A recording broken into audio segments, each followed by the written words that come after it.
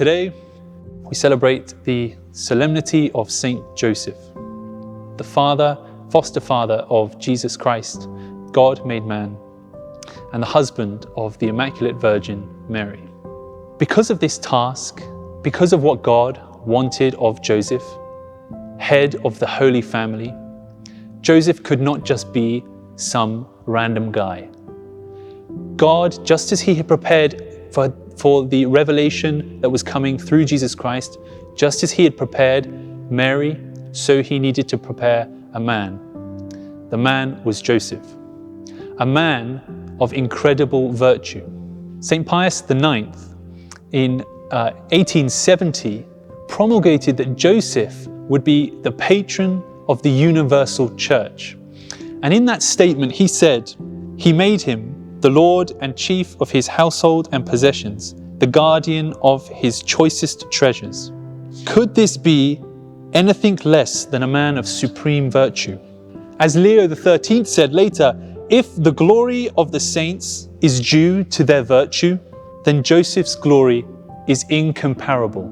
If we see in the saints the effort that they gave to becoming virtuous, to following God, to giving their lives to God, we see in Joseph the most incredible evidence of this. In terms of a man who was born with original sin, was not immaculately conceived like Our Lady, but insofar as somebody who is born with original sin can give their lives to God, Joseph is the example. So he is called the first revered among the saints. The saints revered, Our Lady is the most supremely revered, but he is known as first revered. And we see in the scriptures a witness to this. He is called by God into a crazy situation. The woman he is betrothed to is now pregnant with a child.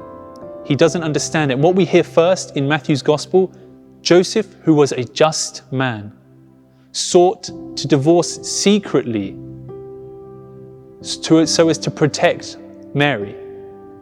He, as a just man, sought to protect her. God then intervenes with an angel in a dream. And what does he do? But he immediately obeys. He does not hesitate in his obedience. Then we see it again with being called out to Egypt to flee from Herod. He gets up and he goes. Perfect obedience to God the Father without hesitation. So obedience is one of the greatest gifts of virtues that we see in Joseph. Also, his humility. The humility of Joseph. Imagine being told that you must bring up God himself made man.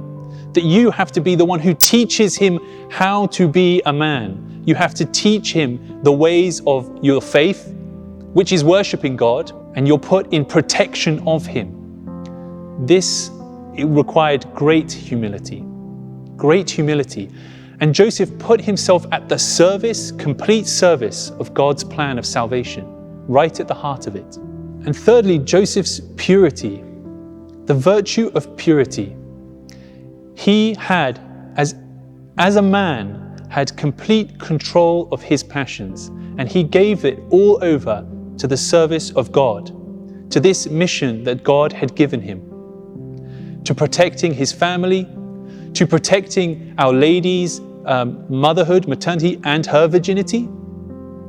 And so he, in his commitment to raising the Christ child. In a world which is in desperate need of strong fathers, of men who are in control, who have given their lives to God, of husbands totally and utterly devoted to serving their wives, St. Joseph is perhaps the best model for us. In him, we can see how men should give their lives to God and to those around them, to their families, trusting in God, being obedient to God, being humble servants of all, and being pure in their words and their actions and their thoughts. So today, let us pray with Pope Francis in this year of St. Joseph and with the whole Church to St. Joseph, asking him to help us. So let us hear the words of Pharaoh in the book of Genesis, Ita ad Yosef, go to Joseph, the words spoken by the Pharaoh to his people who are hungry and in need, told to go to the patriarch Joseph to get food. So now, the patriarch Joseph, who was a type of Joseph, the husband of Mary and foster father of Jesus Christ, hear those words, go to Joseph.